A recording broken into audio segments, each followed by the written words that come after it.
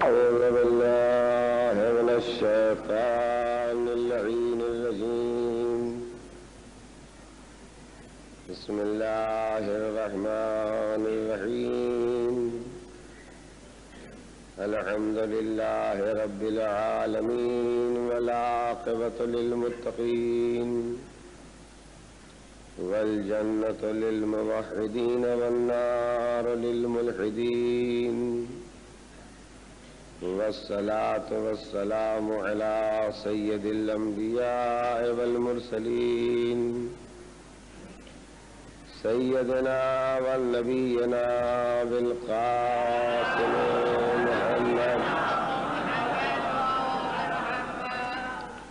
وآله الطيبين الطاهرين المعصومين واللعنة الدائمة على قاتليهم وغاصبي حقوقهم وأعدائهم إلى يوم الدين. أما بعد فقد قال الله تبارك وتعالى وهو أصدق القائلين. بسم الله الرحمن الرحيم. فاسألوا أهل الذكر إن كنتم لا تعلمون. صلوات محمد.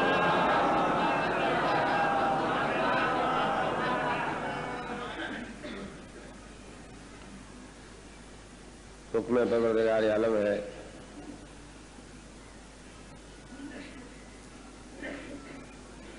کہ تم اہل ذکر سے یعنی نبی اور اہل بیت علیہ الصلوۃ والسلام سے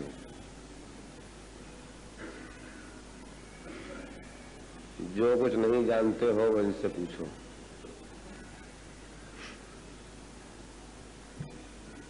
میں نے قرآن مجید کے اس فقرے کے سلسلے میں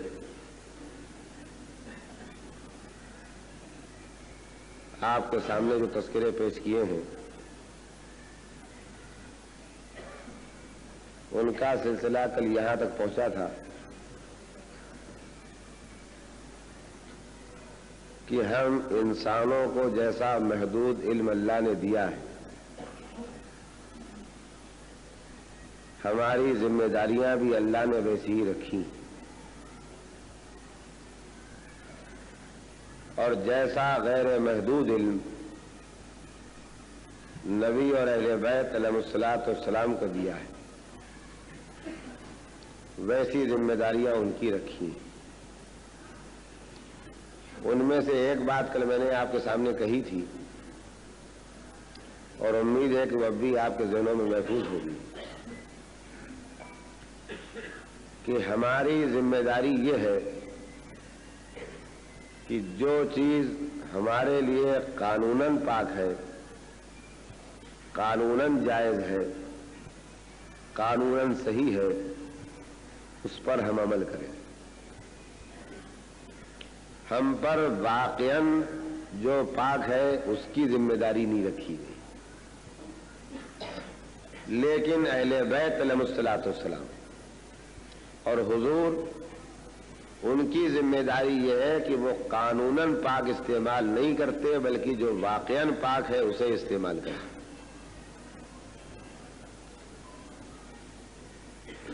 میں نے آپ کے سامنے علم ظاہر اور علم باطن کے سلسلے میں جناب موسیٰ اور جناب خضر کے واقعات کا تذکرہ کیا تھا.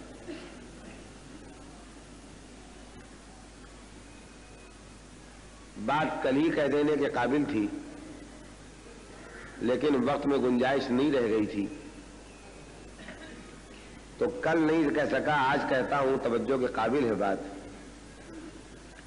کہ جناب موسیٰ اور جناب خضر کے واقعے سے اس بات کا پتہ لگا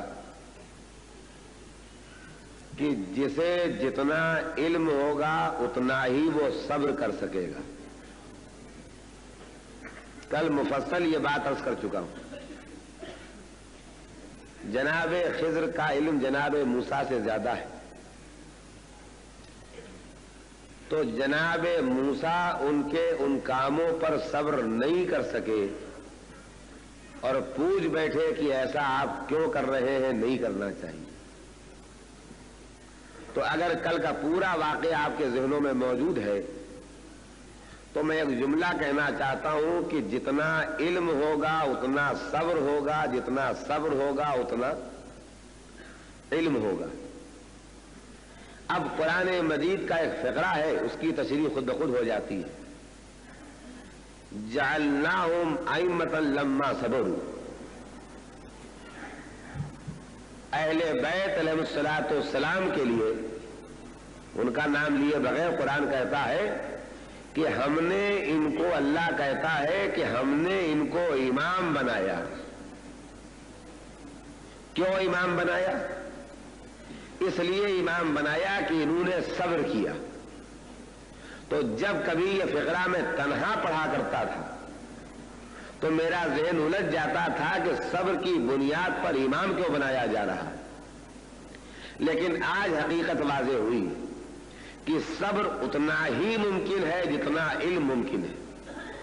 تو انہوں نے صبر کیا، ان کو امام بنایا، اس لیے امام بنایا کہ ان کے پاس اتنا علم ہے جتنا علم کسی کے پاس نہیں۔ اور اگر علم ہی کی بنیاد پر آدم خلیفہ بنتے ہیں تو علم کی بنیاد پر اگر یہ امام بنتے ہیں تو کسی کو حق اعتراض نہیں۔ اب میں آپ کے سامنے سلسلہ کلام کو آگے بڑھاتے ہوئے یہ کہنا چاہتا ہوں کہ پچھلی ساری تقریروں کے بعد آپ کے ذہنوں میں یہ بات راسخ ہے پورے طور پر کہ حضور سرور کائنات جناب محمد مصطفیٰ صلی اللہ علیہ وآلہ وسلم اور ائمہ اہل بیت علیہ الصلوۃ والسلام کے پاس پیدائش سے علم ہے، اور اتنا علم ہے کہ ان کو پوری زندگی میں یہ نہیں کہنا پڑتا ہے کہ ہم نہیں جانتے۔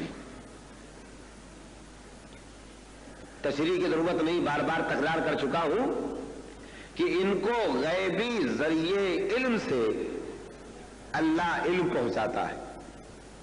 ذرا توجہ دیجیے، ہم تجربے سے، تعلیم سے، تربیت سے حاصل کرتے ہیں، اور ان کو اللہ علم وحی کے ذریعے، الہام کے ذریعے، القاء کے ذریعے، خواب کے ذریعے، فرشتے کے ذریعے پہنچاتا ہے۔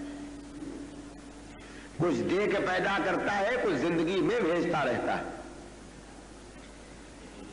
جو بات کہنا چاہتا ہوں وہ یہ ہے کہ دماغ میں ایک سوال پیدا ہو سکتا ہے کہ بے شک نبی اور اہل بیت کے پاس پیدائش کی پہلی سانس سے علم ہے، اور پوری زندگی اتنا علم ہے کہ ان کو نہیں جاننے کا لفظ نہیں کہنا پڑتا ہے۔ ذرا توجہ کیجئے، کس اعتراض کی طرف ذہنوں کو لے جانا چاہتا ہوں۔ مگر کوئی کہنے والا یہ کہہ سکتا ہے کہ ہم انسانوں میں اور نبی اور اہل بیت میں ایک جگہ جا کے مسئلہ الجھ جائے گا۔ وہ جگہ کون سی ہے؟ کہ ہم جاہل پیدا ہو کے علم حاصل کرتے ہیں۔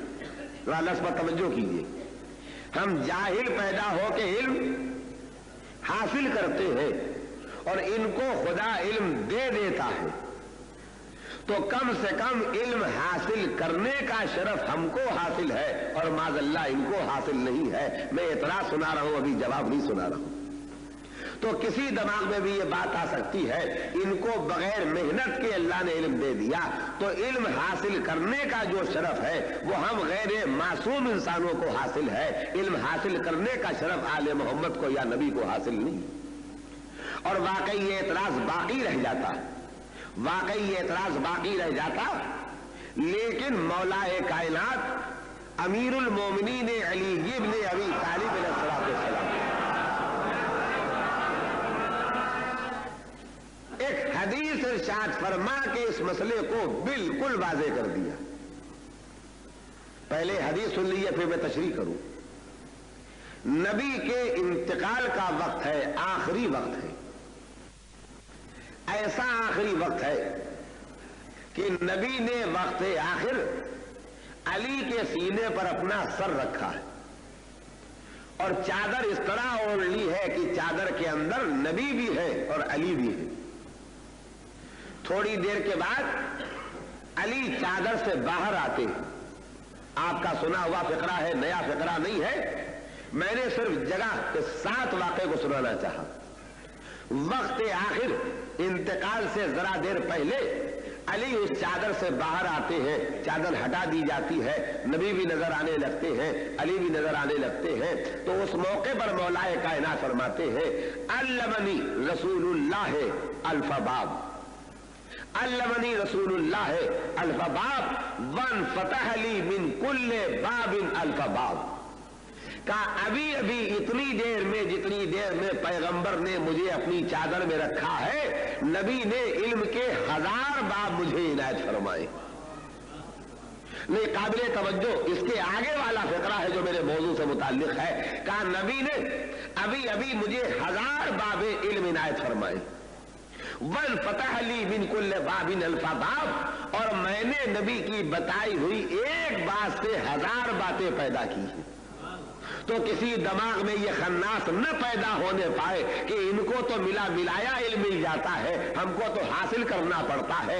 इनको इल्म मिलता भी है और जो मिलता है उसमें ये हासिल भी करते हैं। इनके पास ये शरफ भी मौजूद है और वो शरफ भी मौजूद है। ये सलावत और भेज दे मोहम्मद। नहीं, आप इससे सुस्त सलावत भी पढ़ेगा तभी मैं इंशाअल्लाह पढ़ूंगा।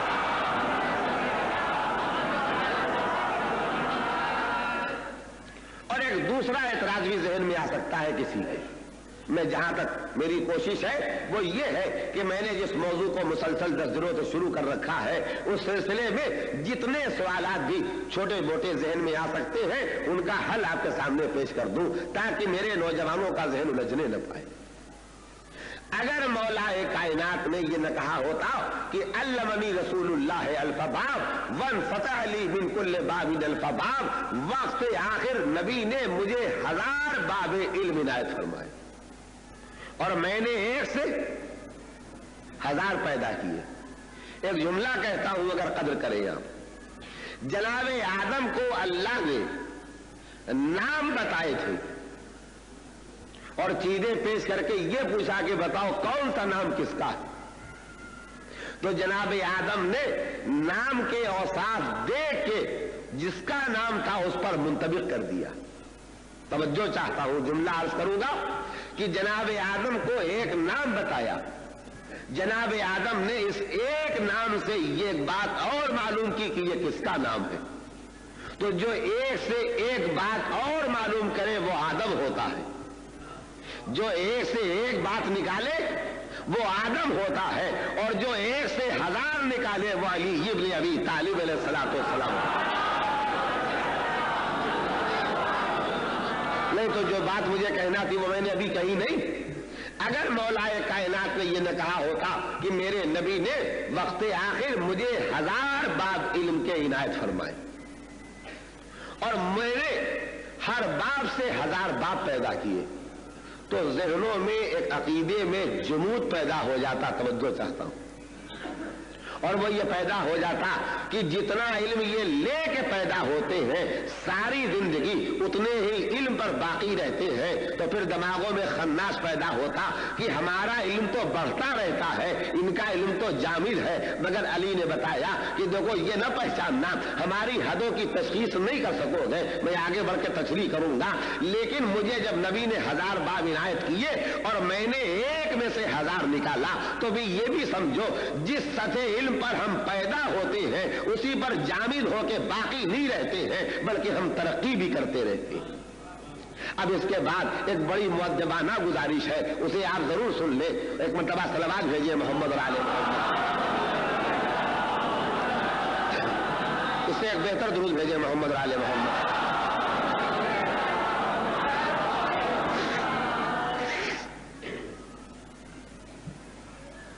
मैंने कल से आज तक आपके सामने एक जुमला शुरू कर रखा है कि जैसा इल्म हमें दिया गया है वैसी जिम्मेदारियां हमें दी गई, और जैसा इल्म उन्हें दिया गया है वैसी जिम्मेदारियां उन्हें दी गई। उनकी जिम्मेदारियों के सिलसिले में तो मैं कुछ अर्ज कर सकूंगा, कुछ नहीं अर्ज कर सकूंगा, लेकिन अपनी जो जिम्मेदारियां हैं उनमें से एक बात मेरे अजीजों तवज्जो के साथ सुन लीजिए।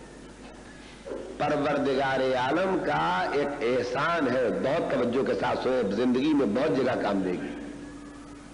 परवरदिगार आलम का एक एहसान है हम बंदों पर कि उसने हम पर ईमान इजमाली वाजिब किया है, ईमान तफसीली वाजिब नहीं किया।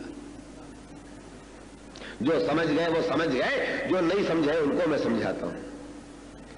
यानी अगर किसी मुसलमान का सिर्फ इतना मुख्तसर इल्म है कि पैगंबर इस्लाम सल्लल्लाहु अलैहि वसल्लम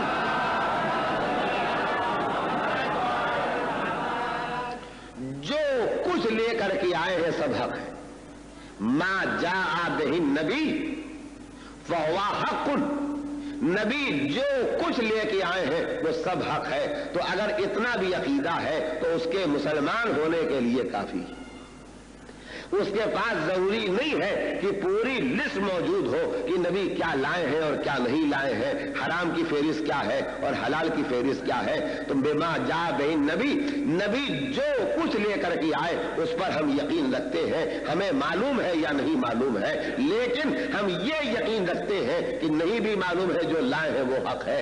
ये ईमान इजमाली मुसलमान और मोमिन होने के लिए काफी। और अगर ये ईमान इजमाली काफी न होता तो जो बेचारे बेपढ़े लिखे हुए, जो जाहिल हैं, जिनके दिमाग में ज्यादा सोचने की कुव्वत नहीं है, जो ज्यादा पढ़ लिख नहीं सकते हैं, जिन्हें ज्यादा बातें बताएं तो उनका दिमाग घबरा जाता है, उनके लिए राह इस्लाम में रुकावट पैदा हो जाती। तो अल्लाह अपनी मखलूक की तफसीलों से बाखबर था। उसने कहा ईमान तफसीली तुम्हारा फरीजा नहीं है, ईमान इजमाली तुम्हारा फरीजा। बस मुख्तसर याद रखो, अल्लाह को मानना है, नबी को मानना है, 12 इमामों को मानना है और इन्होंने जो कुछ कहा है उसको मानना है। ये गुजारिश मैं क्यों कर रहा हूं? ये मैं गुजारिश इसलिए कर रहा हूं कि जितनी हमारी इल्मी सतह है उतनी ही हमारी जिम्मेदारी है। तो जब हमारा इल्म महदूद है तो तफसीली ईमान लाना हमारी जिम्मेदारी नहीं रखी गई।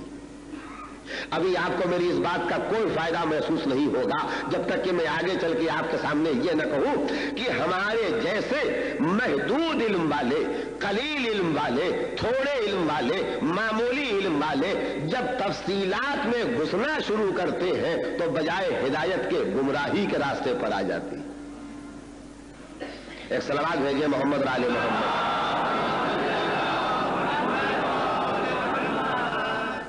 मिसाल में अर्ज करूं, मिसाल से बात जल्दी समझ में आ जाती। इल्म इजमाली क्या है कि नमाज वाजिब है जैसे बताई गई है वैसे पढ़ो। ईमान इजमाली क्या हुआ? नमाज वाजिब है जैसे बताई गई है वैसे पढ़ो। अब ईमान तफसीली यह है कि 5 नमाजें क्यों रखी गई। ईमान तफसीली यह है कि सुबह की 2 रकत क्यों रखी गई। ईमान तफसीली यह है कि सुबह 2 रकत क्यों रखी गई है, जोहर में 4 रकत क्यों रखी गई है, बजाय सुबह के जोहर के वक्त 2 रकत होती और सुबह के वक्त 4 रकत होती। तो ये जितने क्यों हैं इनका ताल्लुक ईमान तफसीली से है, इनका ताल्लुक ईमान इजमाली से नहीं है। अल्लाह ने हमारी जिम्मेदारी ईमान इजमाली करार दी है, ईमान तफसीली नहीं करार दी है। क्यों?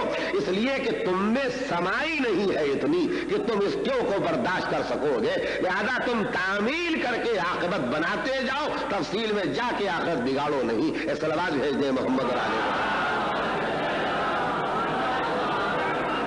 नहीं, मसला शायद ज़हनों में भी जगह न पा सका हो तो मैं मजीद एक वाक़े का सहारा लेता हूं। जनाब अबू ज़र ग़िफ़ारी अलैहिर्रहमा, जनाब अबू ज़र ग़िफ़ारी अलैहिर्रहमा जनाब सलमान फारसी के पास मिलने के लिए गए।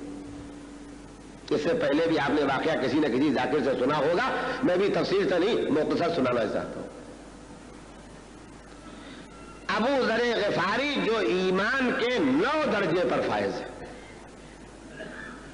जिनसे 1 दर्जा ज्यादा जनाब सलमान फारसी हैं जो 10 दर्जों पर फायज है। और मशहूर है कि जनाब मिर्दाद 8 दर्जों पर फायज है।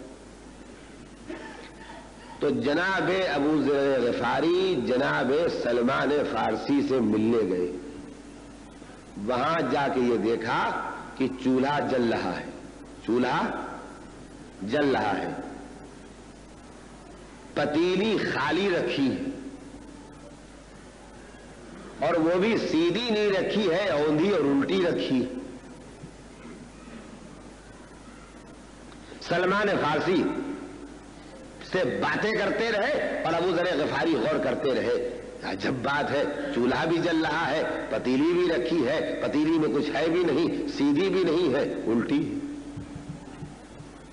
कि बातें करते करते बगैर किसी खास तवज्जो के, जैसे हम आप बातें करते करते एक दूसरे के सामने सिगरेट बीड़ी निकाल के पीना शुरू कर देते हैं, तो तवज्जो भी नहीं करना पड़ती है कि डिबिया किधर रखी है और दिया सराई किधर। उतनी ही बेतवज्जोही के साथ बिल्कुल मामूली तौर पर जनाब सलमान फारसी ने एक मर्तबा पतीली सीधी कर दी और उसमें हाथ डाला और कहा, लो ये खाओ,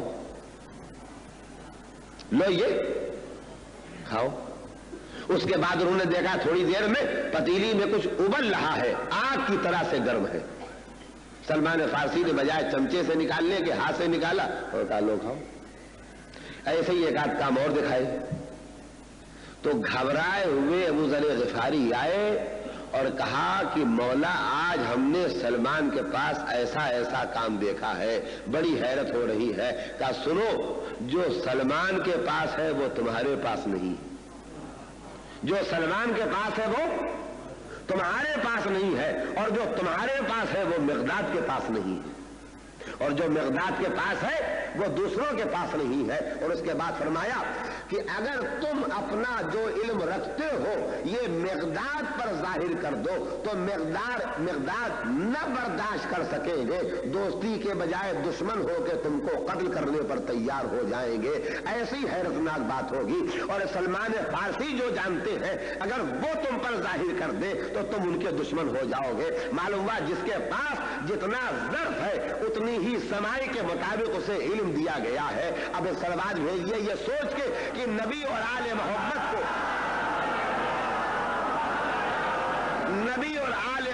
को खुदा ने जब पूरी कायनात इल्म दे दी, कुछ दे के पैदा किया, कुछ जिंदगी भर भेजता रहा, तो ये कैसे ज़र्फ वाले थे, तसव्वुर नहीं किया जा सकता है। एक दुरूद भेजे मोहम्मद और आले मोहम्मद।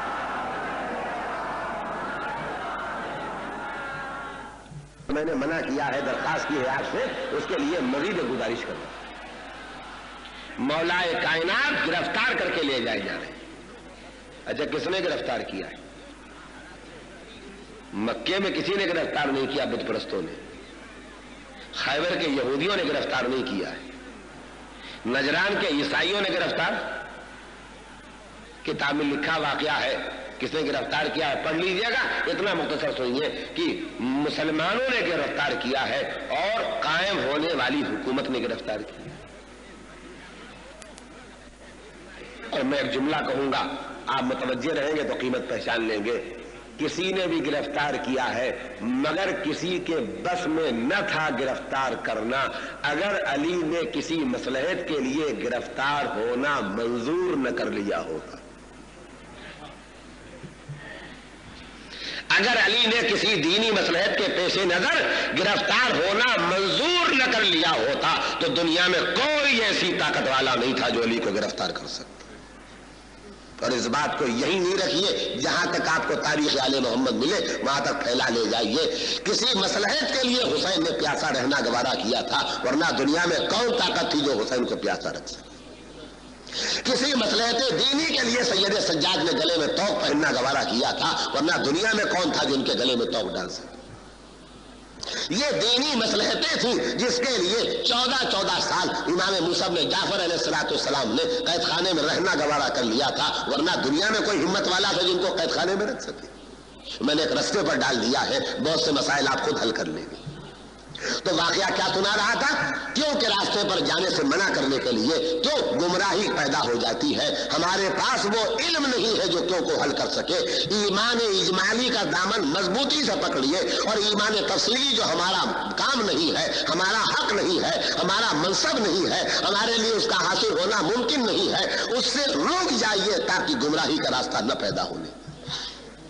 मसला अगर सख्त हो गया है तो अभी आसान हो जाएगा। तो मौला गिरफ्तार करके ले जाए जा रहे हैं। सलावत भेजे मोहम्मद और आले मोहम्मद।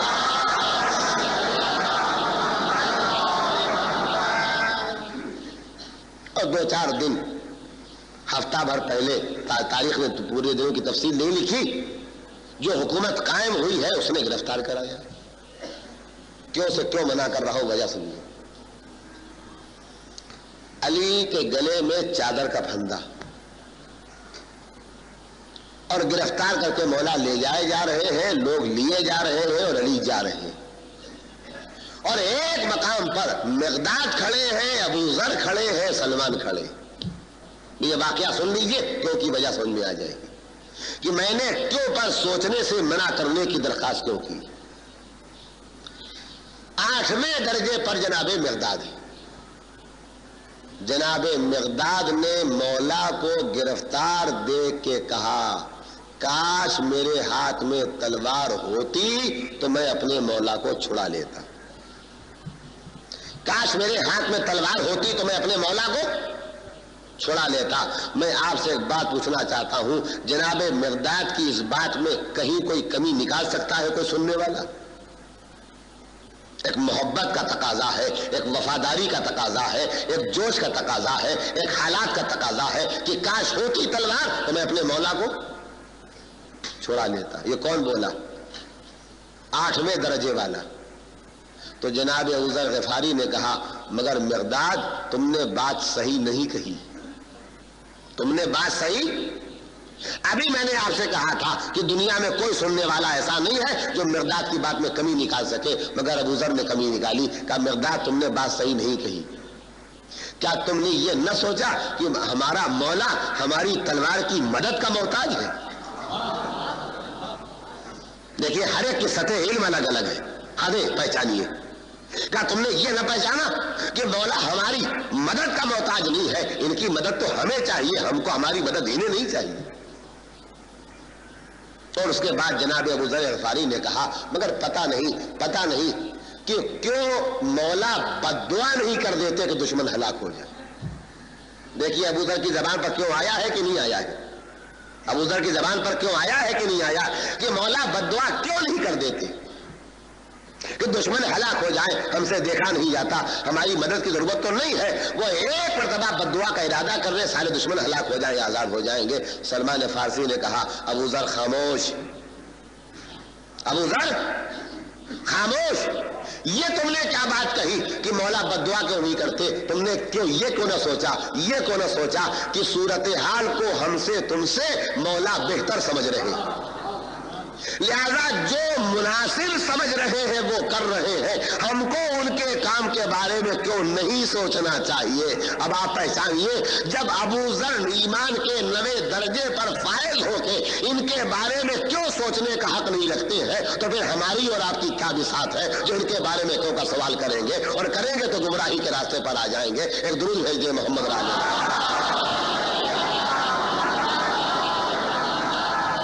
सलावत में जरा जोर तो लगाइए।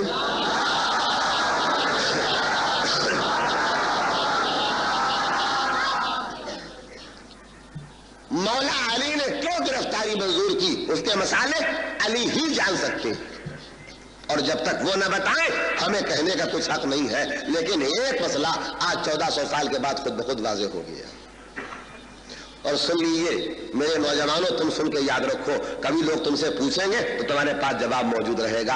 आज किताबों में लिखा हुआ है अली गिरफ्तार करके ले जाए गए, और जब गिरफ्तार करके ले जाए गए तो अली ने दरबार हुकूमत में पहुंच के सवाल किया, तुमने मुझे क्यों गिरफ्तार किया? जुर्म तो बताओ, मुझे क्यों गिरफ्तार किया? तो जिम्मेदारान हुकूमत ने कहा कि तुमने चूंकि बैत नहीं की है लिहाजा गिरफ्तार किया। मौला की मसलहत बयान करने का मुझे हक नहीं है, लेकिन मौला हम शियों के दिलों पर से एक बोझ हटा गए कि कल कलम चलेंगे, किताबें लिखी जाएंगी और ये लिखा जाएगा अली ने हुकूमत के हाथ पर बैत कर ली थी। तो किताबों में जब मेरी गिरफ्तारी का जिक्र आएगा तो दुनिया के सामने तुम कह सकोगे अगर बैत की होती तो गिरफ्तार क्यों किए गए होते? ये गिरफ्तारी सबूत है कि बैत नहीं की थी। सवाल है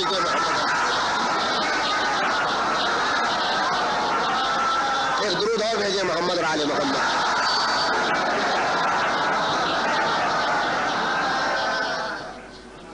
तो मैं जिस मंजिल तक ले आया था आपके ज़हनों को, वो ये थी कि अगर मेरे छुपे हुए 5 ऐब खुदा न खास्ता मैं करूं और आपको मालूम हो जाए तो आप सूरत देखने के रवादार नहीं है। अब ज़र्फ़ आले मोहम्मद पहचानिए, ज़र्फ़ आले मोहम्मद पहचानिए। भाई ईमान इजमाली रखिएगा, ईमान तफसीली में न जाइएगा। जिस दिन ज्यादा नमूना मैं एक पेश किए देता हूं, इस नमूने से मिलते जुलते जितने नमूने हो उन सबको आप भूल लीजिएगा। जिस दिन ज्यादा से इमाम हसन ने निकाल किया था, मालूम था ये मेरी कातिल बनने वाली है। जब इमाम के पास इल्म है तो इमाम हसन जानते थे कि ये मेरी कातिल बनेगी, ये मुझे जहर देगी। यकीन मानिए 20 साल की दोस्ती के बाद अगर मालूम हो जाए इन्होंने हमारी पुलिस स्टेशन में शिकायत की है तो आते ही आते झगड़ा हो जाएगा। जनाब, दोस्त बनते हैं आप, अजीज बनते हैं आप, चचा बनते हैं, भतीजे बनते हैं, और पुलिस स्टेशन में हमको पकड़वाने के लिए जाकर रिपोर्ट लिखाई है। हंगामा खड़ा हो जाएगा। आप यकीन मानिए इतना बड़ा हंगामा खड़ा हो जाएगा कि दोनों तरफ समझाने वाले पकड़ते रहेंगे और झगड़ा होता रहेगा। और एक बात और आपको सुना दे, अगर किसी को लड़ते देखिए और आप चाहते हैं कि लड़ाई जल्दी खत्म हो जाए तो छुड़ाने की कोशिश न कीजिए।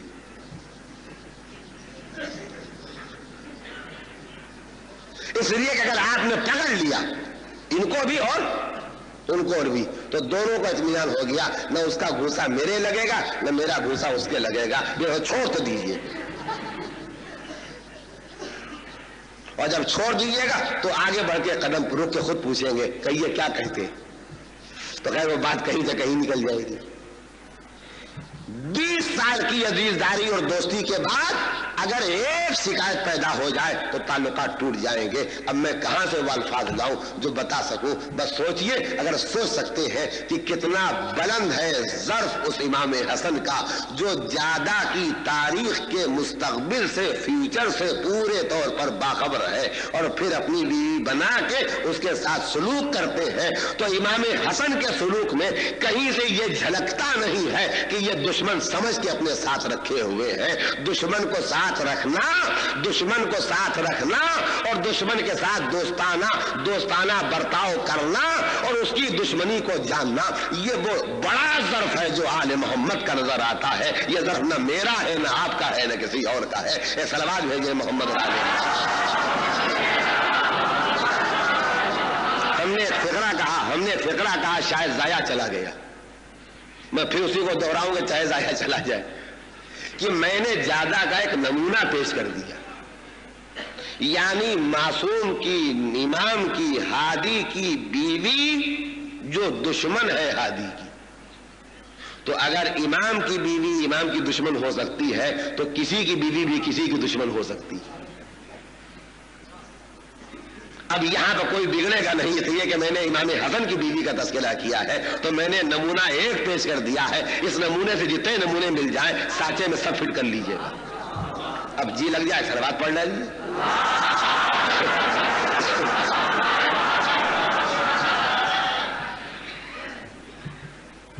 मगर वो हमारी लाख गुजारिश के बावजूद वो जो पीछे बैठा है ना शैतान, वो क्यों वाला कांटा दिमाग में, जब जानते थे इमाम हसन तो शादी ही से क्यों की, वो फिर क्यों आ गया? फिर मैं आपको याद दिलाऊंगा, अगर ज़र्फ़े अबू ज़र क्यों को हल नहीं कर सकता है तो हम तो इल्मी दुनिया में बिल्कुल बेज़र हैं, हम क्या हल कर सकेंगे? लेकिन अगर जरा तसल्ली चाहिए कि बेचैनी कम हो जाए, हल नहीं, हक नहीं है हमको इमाम के कामों की मसले बयान करने की। लेकिन किताब में एक वाकया मिल गया, उसको मैं सुनाई देता हूं, उससे शायद आपको फायदा पहुंच जाए। हुजूर सरवरे कायनात जनाब मोहम्मद मुस्तफा सल्लल्लाहु अलैहि वसल्लम, मैंने एक नमूना पेश किया है। उस नमूने के जितने मिलते जुलते नमूने हैं सब दिमागों में जमा कर लीजिएगा, तब सुनने का मजा आएगा। आ गए नमूने? आ गए? अच्छा, मतलब स्टॉक हो जाए ना तो हम बात आगे बढ़ाएं। पैगंबर एक यतीम पालते थे, यानी बहुत से यतीम थे नबी की परवरिश में, मगर एक नबी के पास एक यतीम था, और वो यतीम ऐसा यतीम था कि जितनी मुमकिन अजियत और तकलीफ हो सकती थी वो पैगंबर को तकलीफ पहुंचाता था। नबी यतीम समझ के पाल रहे मोहब्बत से, और ये क्या काम कर रहा, तकलीफ। यानी मैं उर्दू में कम से कम इतनी कह सकता हूं कि नबी ने गोया एक यतीम नहीं पाला था, एक बिच्छू पाल लिया था। इसलिए कि बिच्छू का काम क्या है, इरादे के बगैर डंक मार देना। तो रात दिन अजियत पहुंचाता था, रात दिन तकलीफ पहुंचाता था। लोग कहते थे हुजूर ये बहुत अजियत पहुंचाता है। कहा छोड़ो, मैं पाल रहा हूं, तुम नहीं पाल रहे, और तुमसे मैं पालने के लिए भी नहीं कह रहा हूं, मैं पाल रहा हूं। क्यों नहीं हल कर रहा हूं, आपको शायद मदद मिल जाए। उस यतीम का इंतकाल हो गया, जरा इधर सुनिए। उस यतीम का इंतकाल हो गया तो पैगंबर उसके इंतकाल पर बहुत रोए। आज लोग कहते हैं कि मरने वाले पर रोना बिदअत है, और कल किताब में ये लिखते हैं कि यतीम के मरने पर नबी बहुत रोए। अब इसे सही मानू कि उसे सही मानू, बहुत रोए। इतना गैर मामूली गम मनाया उसके मरने का कि लोगों ने पूछा कि हुजूर हमारी समझ नहीं आता, उसने सताने की हद नहीं छोड़ी और आपने गम करने की हद नहीं छोड़ी, हमारी समझ में ये बात नहीं आती। तो नबी ने एक फिकरा कहा है, वो नबी चूंकि बता गए लिहाजा मैं भी सुनाता हूं, आपको कुछ समझने में मदद मिल जाएगी। नबी ने कहा तुम्हारे सोचने का अंदाज दूसरा है और हमारे सोचने का अंदाज दूसरा है। तुम ये सोचते हो ये तकलीफ देता है तो इसे दूर कर देना चाहिए, और ये तकलीफ देता था मर गया तो चलो छुट्टी हुई, अच्छा हुआ कि मर गया। हम इस गम पर रो रहे हैं। सुनिए, नबी कहते हैं, पहचानिए, ज़र्फ़े बशरियत और है और ज़र्फ़े नबूवत और इमामत और है। अल्लाह अकबर, अल्लाह अकबर। क्या हम इस पर रो रहे हैं कि जब हम उस यतीम को यतीम समझ के खुशनुदिये खुदा के लिए पालते थे और वो हमें सताता था तो हम उसके सताने पर सब्र करते थे तो हमारे सवाब में इजाफा होता था। मेरे अल्फाज नहीं है, हुजूर फरमाते हैं हम उसे पालते थे, वो हमें सताता था, वो सताता था तो हमारे सब्र में इजाफा होता था। हम उसके मरने पर नहीं रो रहे हैं, सब्र के इजाफे का जो एक रास्ता था, सवाब के इजाफे का जो रास्ता था, वो रास्ता बंद हो गया है, इस पर हम रो रहे हैं।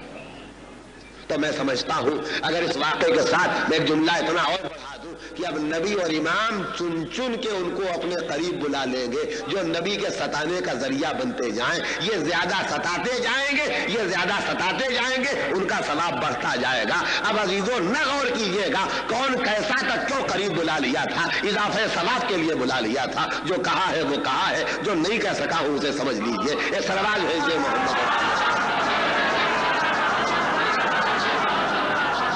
बस गुंजाइश होती तो मैं और आपके सामने तस्करा करता, लेकिन आज मैंने बात यहां तक पहुंचा दी है। कल इंशाअल्लाह इसकी आगे बात बढ़ाऊंगा कि ये इनका ज़र्फ था, ये इनका ज़र्फ था कि इंसानों के हालात से बाखबर हो के भी उनसे वैसा बर्ताव करते थे जैसे हालात से न जानने वाला बर्ताव करता है। बस जानने के बाद न जानने वाला बर्ताव कर सकने वाला कलेजा नबी के पास था और आले मोहम्मद के पास था, और कोई हैरत की बात नहीं, कोई हैरत की बात नहीं है इसमें। आपको कोई हैरत इसलिए नहीं होगी, मैं एक आध वाकया याद दिला दूंगा।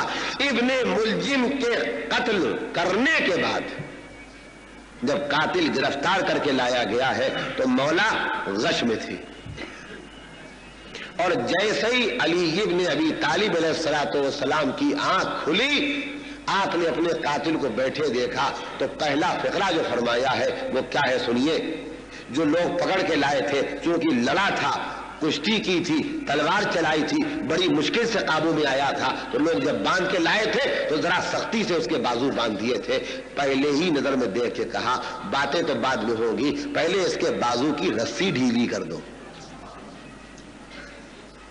تو جو عالم قتل میں ہے، ابھی زخم لگا ہے، ابھی زخم سے خون بہ رہا ہے، ابھی زہر پھیل رہا ہے، ابھی تکلیف میں اضافہ بڑھتا جا رہا ہے، اور قاتل سامنے موجود ہے اور دیکھ کے اس کی تکلیف نہیں دیکھی جاتی، ان کے ظرف حلم کو میں کیا سنا سکتا ہوں اور آپ کیا سوچ سکتے ہیں؟ بس ایمان اجمالی ہی ہو سکتا ہے کہ جیسے یہ تھے ہم نہ سمجھ سکتے ہیں نہ سوچ سکتے ہیں۔ بات آگے بڑھی، علی ایک گلیم میں چادر میں لٹا کے مسجد سے گھر لے آئے گئے۔ اتنا خون بہ گیا تھا، اتنا خون بہ گیا تھا کہ جسم مبارک کا رنگ زرد ہو گیا تھا۔ معلوم ایسا ہوتا تھا کہ جیسے جسم اقدس میں خون باقی ہی نہیں رہ گیا، جیسے کسی نے ہلدی ملدی ہو، اتنا زرد رنگ ہو گیا تھا۔ آپ صدیوں کے بعد سن کے بے چین ہوئے، آپ صدیوں کے بعد سن کے بے چین ہوئے تو ام کلثوم اور زینب دیکھ کے کتنی بے چین ہوئی ہو۔ سوچے اور جب دیکھ کے بے چین ہوئی ہوگی تو جتنا باپ کے لیے محبت نے بے چین کیا ہوگا اتنا ہی اس شقی، اس ظالم، اس قاتل کے لیے نفرت کا چشمہ بھی موجزن ہوا ہوگا، نفرت کا لاوا بھی امڈا ہوگا۔ محبت نے بے چین کیا۔ چھوٹی بیٹی جناب ام کلثوم گئی اور ایک پیالے میں دودھ لے کے آئی، تھوڑا دودھ پیا اور اس کے بعد کہا کہ بقیہ دودھ میرے قاتل کو پلا دو۔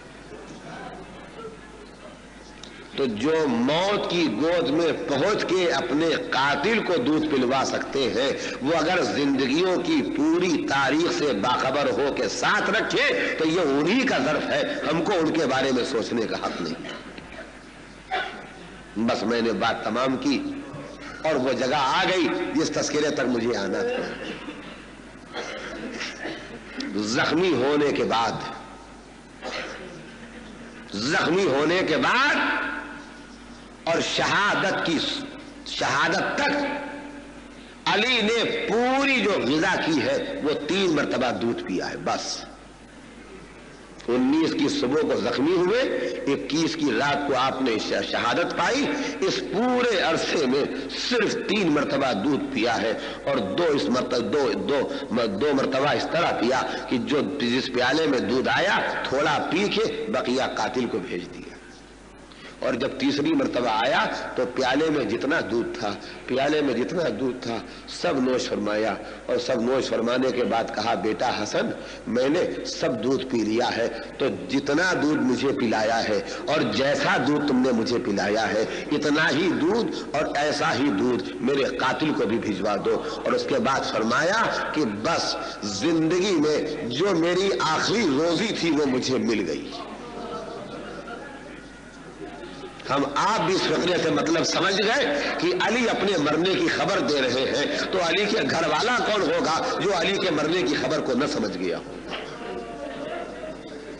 میں اس مرحلے تک تذکروں کو کیوں لایا ہوں؟ میں اس مرحلے تک تذکروں کو اس لیے لایا ہوں کہ ایک ذرا سی بات جو آپ روز سنتے ہیں اسے سنا دوں اور پھر آج کی رات کے تذکرے تک آ جاؤں۔ امام حسین علیہ السلام کے حوالے جناب عباس کو یہ کہہ کے کیا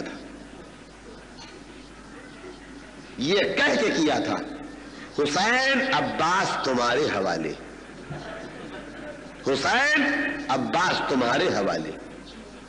اور عباس سے پلٹ کے کہا تھا میرے بعد حسین کو بھائی نہ سمجھنا، میری جگہ پہ سمجھنا۔ یہ کیوں تھا؟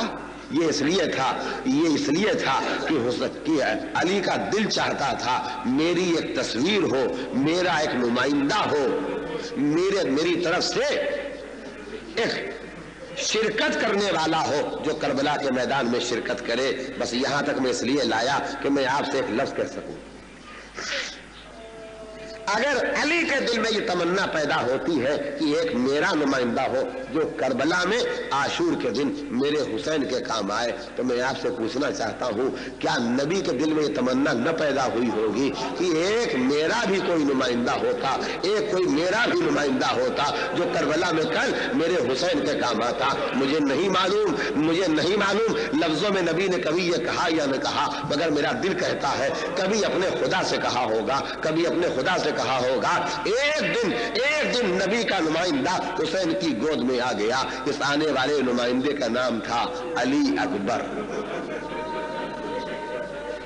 और जब आशूर के दिन जनाब अली अकबर को इमाम हुसैन अलैहिस्सलाम ने रुखसत फरमाया है तो हुसैन रोते जाते थे, अकबर को लिपटाते जाते थे। हुसैन रोते जाते थे, अकबर को चूमते जाते थे। हुसैन लिपटाते जाते थे और अकबर को रुखसत करके रोते जाते थे और ये कहते थे, पालने वाले जब से नाना का इंतकाल हुआ था हम नाना की ज़ियारत से महरूम हो गए थे, मगर करीम तेरा एहसान था जिस दिन से हमारी गोद में ये बच्चा आ गया था, तो जब मुझे नाना याद आता था मैं अकबर को देख लिया करता था। जब नाना से लिपटने को जी चाहता था मैं अपने लाल को लिपटा लेता था। जब नाना की खुशबू सूंघने को जी चाहता था मैं अकबर को प्यार कर लेता था। पालने वाले अब तेरी राह में मेरा अकबर जा रहा।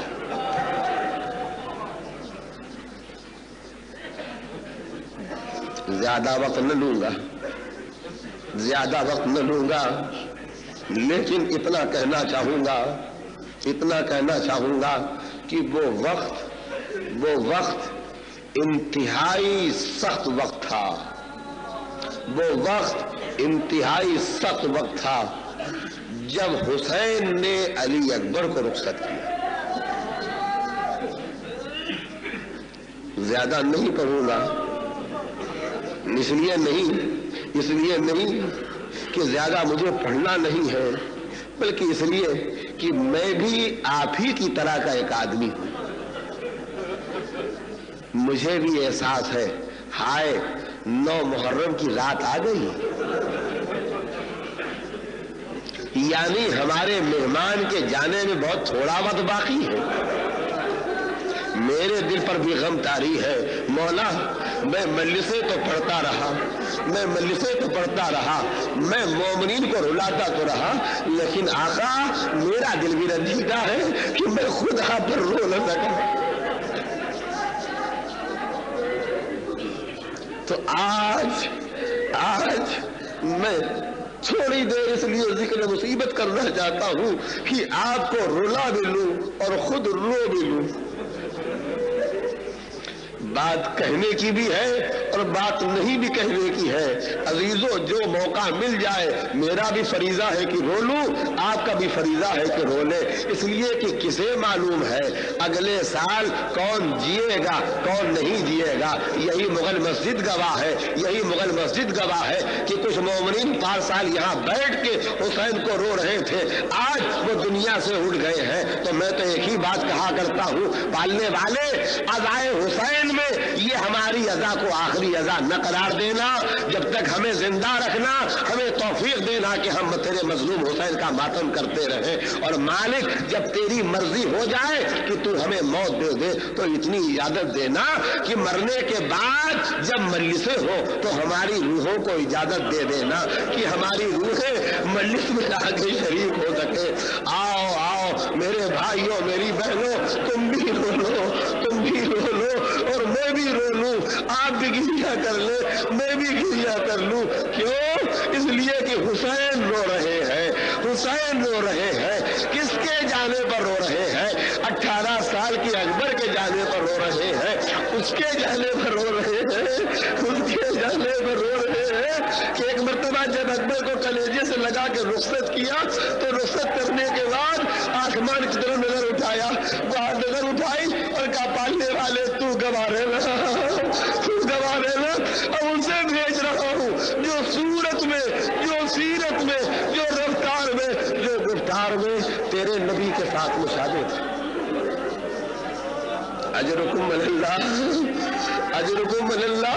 मम्मी से ज्यादा नहीं पढ़ा जाएगा, एक छोटी सी मंजिल सुन लीजिए और मैं मंजिल तमाम कर दूं। मेरी जुबान पर फिक्रा आया था, वहीं तक मैं अभी रुका हुआ हूँ कि हुसैन बहुत बेचैन हुए, बहुत बेचैन हुए जब अली अकबर को रुखसत किया। आप मुझसे पूछ सकते हैं कि तुम्हें कैसे पता लगा, तुम्हें कैसे पता लगा कि हुसैन बहुत बेचैन हुए जब अली अकबर को रुखसत किया। जब अली अकबर को रुखसत किया तो मैं एक जुमला अर्ज करूंगा कि मैंने पढ़ा, आपने सुना कि जब अली अकबर को घोड़े पर बिठा के हुसैन ने रुखसत किया और अली अकबर ने घोड़ा थोड़ा आगे बढ़ाया, अली अकबर ने थोड़ा घोड़ा आगे बढ़ाया तो एक मर्तबा अकबर ने घोड़ा रोक लिया, अकबर ने घोड़ा रोक लिया।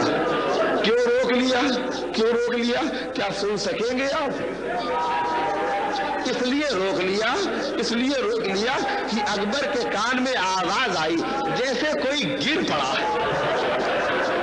अकबर के कान में आवाज आई जैसे कोई गिर पड़ा।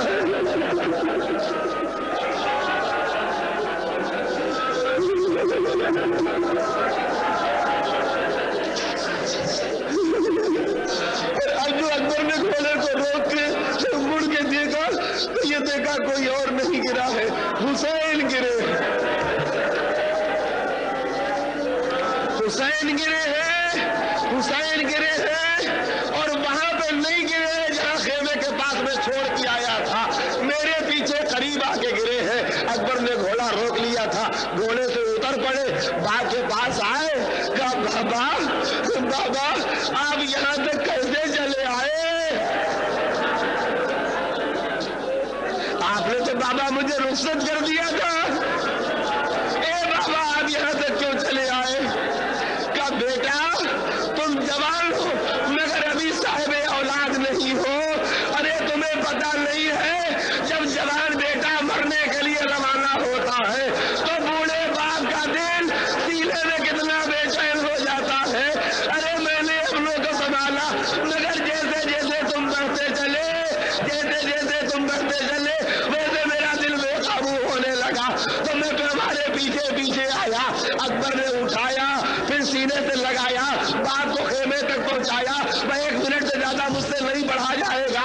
बाप को खेमे तक पहुंचाया, सर को झुकाया, दोनों हाथों को जोड़ा, कहा बाबा अब एक दरखास्त मेरी मान लीजिए, अब मैं मरने के लिए मैदान में जाता हूँ, आप मेरे पीछे ना आइएगा। ए बाबा वादा कर लीजिए, ए बाबा वादा कर लीजिए, अब मेरे पीछे ना आइएगा। हुसैन ने कहा अच्छा बेटा जाओ, बेटा जाओ, मैं वादा करता हूँ अब तुम्हारे पीछे नहीं आऊंगा। जाओ बेटा, ये बाप कलेजे पर पत्थर रखेगा, तुम्हारे पीछे नहीं आएगा मगर मेरे लाल अकबर, अरे मुझसे भी एक वादा कर लो, मुझसे भी एक वादा कर लो, जहां तक सामना रहे मुड़ मुड़ के मुझे देखते जाना, जहां तक सामना रहे मुड़ मुड़ के मुझे देखते जाना। जब हुसैन का चांद फौजों में छुप गया, हुसैन कलेजा थाम के खड़े हो गए, उधर अकबर के कलेजे पर मैदे का फल पड़ा, आवाज दी वालेकुम सलाम या बता, ए बाबा आखिरी सलाम कबूल कर लीजिए। सयालमुल लज़ीना ज़लमू अय्युल क़लबी यनक़लिबून अला लानतुल्लाह।